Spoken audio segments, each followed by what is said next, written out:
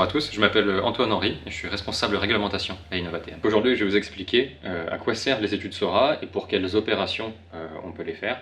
Alors de manière assez simple, les études SORA, ça se fait hors scénario standard, donc quand on a des vols hors vue, assez loin, sur des drones qui ne respectent pas le scénario S2, STS-02. On peut faire une étude SORA pour aller plus loin que ce scénario S2, et puis aussi on peut faire une étude SORA pour aller plus loin que l'ancien scénario S3, le vol en centre-ville au-dessus de population. Quand on a un drone qui est capable de survoler des populations, il faut faire une étude SORA pour le démontrer et pour pouvoir après voler au-dessus des centres-villes.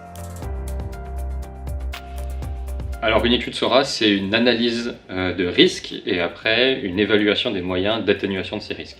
Donc dans l'analyse de risque, on en évalue deux. On évalue le risque aérien, donc c'est principalement la collision avec d'autres aéronefs, et on évalue aussi le risque au sol, donc en cas de crash du drone au sol.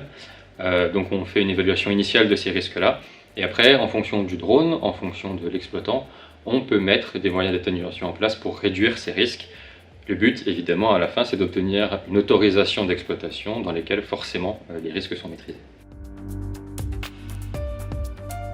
DroneKeeper et InnovaTM peuvent vous aider à réaliser la SORA. Déjà sur DroneKeeper, on a une très bonne évaluation du risque aérien avec toutes les contraintes qui sont listées. Et après, si vous faites appel à nous, on prend en charge la partie risque sol, on fait cette évaluation des risques.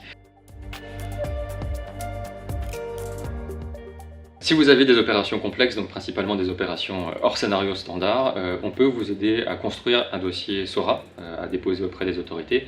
Et donc dans ce cas-là, tout se déroule en 4 étapes. La première étape, c'est évidemment une présentation de vos opérations.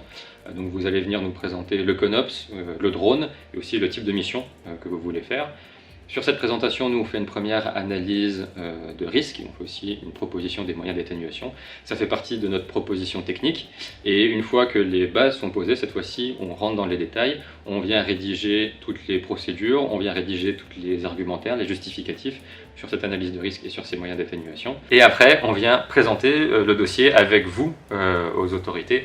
Donc dans tous les échanges, on est là, on répond aussi aux autorités avec vous jusqu'à l'acceptation du dossier et l'autorisation d'exploitation délivrée par la DSAC. Si aujourd'hui vous avez des opérations complexes hors scénario standard, on peut vous aider à les déverrouiller. N'hésitez pas à nous contacter via les informations qui s'affichent à l'écran.